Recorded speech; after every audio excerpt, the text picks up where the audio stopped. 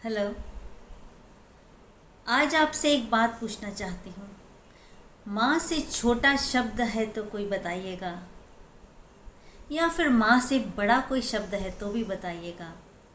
मैं तो नहीं जान पाई। I will give you more options. माँ से प्यारा कोई एहसास, माँ से ज़्यादा कोई अपनापन, माँ से ज़्यादा की कोई केयर, माँ से प्यारा कोई प्रेम, स्नेह, ममता। कुछ भी हो तो आप बताइएगा। Truly I am asking you, please give in the comment sections, क्योंकि मैं तो इससे अच्छा आज तक कुछ भी नहीं समझ पाई हूँ। देखिए, कभी आप किसी को मिलते हैं तो कोई अच्छा लग सकता है, कभी किसी के पास जाते हैं, पहचानते हैं, बात करते हैं तो किसी से प्यार हो सकता है। किसी को ऑनलाइन सुनते हैं, किसी को स्क्रीन पे देखते हैं तो भी कोई मन में आ सकता है। लेकिन आपको देखे बिना, आपको सुने बिना, आपको जाने बिना, आपको पहचाने बिना जो प्यार करती है वो होती है माँ।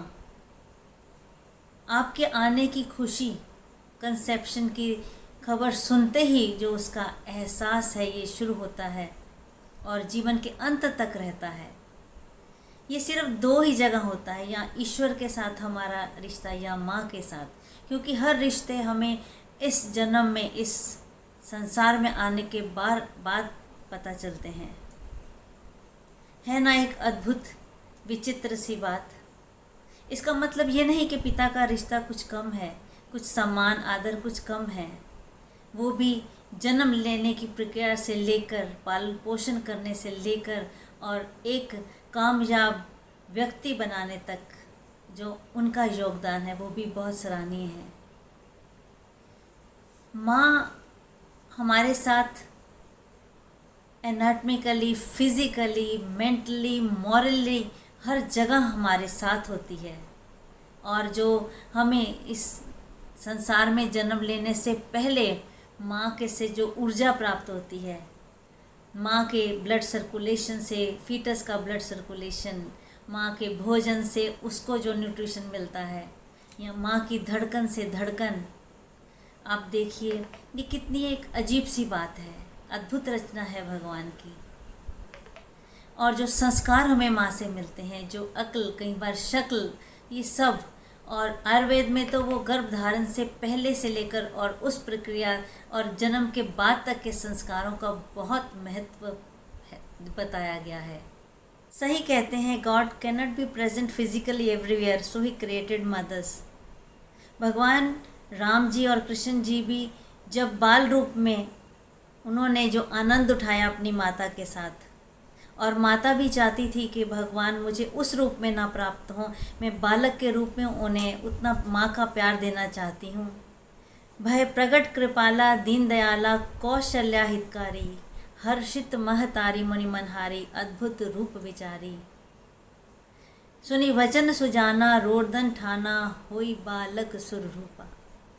कि वो बाल रूप में आए और उन्होंने जी भर के पूर्ण आनंद लिया अपने मनुष्य जीवन का। कहते हैं कि देखिए, सबसे ज़्यादा लड़ाई भी माँ से, सबसे ज़्यादा खिंचाई भी माँ की, सबसे ज़्यादा जिद्द भी माँ से, सबसे ज़्यादा नाराज़गी भी माँ से, और सबसे ज़्यादा पिटाई भी माँ से। लेकिन फिर भी ना माँ नाराज़ होती है और बच्चे को भी वो प्यारा एहसास जीवन भर बना रहता है। क्योंकि एक पॉजिटिव वाइब्स जो हमें मिलती हैं माँ से, क्योंकि माँ सदा दुआ देती है, कभी बद दुआ नहीं देती। वो पॉजिटिव वाइब्स जो मिलती हैं हमें जीवन भर, उसका इतना असर होता है कि दोनों तरफ से वो ऊर्जा इतनी गुना बढ़ जाती है कि वो प्यारा सा रिश्ता जीवन के अंत तक रहता है। And I want to tell you a very very nice thing. Many of you I think not be knowing this, कि जीवात्मा जब ही has right to choose his mother's वॉर्म, यानी कि जीव को, बहुत जगह मैंने पढ़ा और सुना भी कि एक जीव को जन्म लेने से पहले ये स्वतंत्रता होती है कि वो अपनी माँ का गर्भ खुद चुने। He cannot choose his father, but he is free and he has right to choose his mother's womb. किस माँ के गर्भ के द्वारा वो जन्म लेना चाहता है। कितनी अजीब बात है। और तभी कहते हैं कि ये रिश्ता इतना प्यारा, इतना अद्भुत है, इसे बनाए रखिए, इसकी गरिमा को बनाए रखिए। जिनकी माँ हैं वो बहुत खुशनसीब हैं, और जिनकी नहीं हैं वो भी नाराज़ ना हो। बिलीव मी, आँख बंद करिए and you will feel that energy, that physically presence of your mother. Video को लाइक कीजिए, यह आपकी इच्छा, लेकिन love, like and respect your mother. और इस प्यारे से एहसास को जितना ज़्यादा हो शेयर कीजिए। I will feel happy too. Thank you.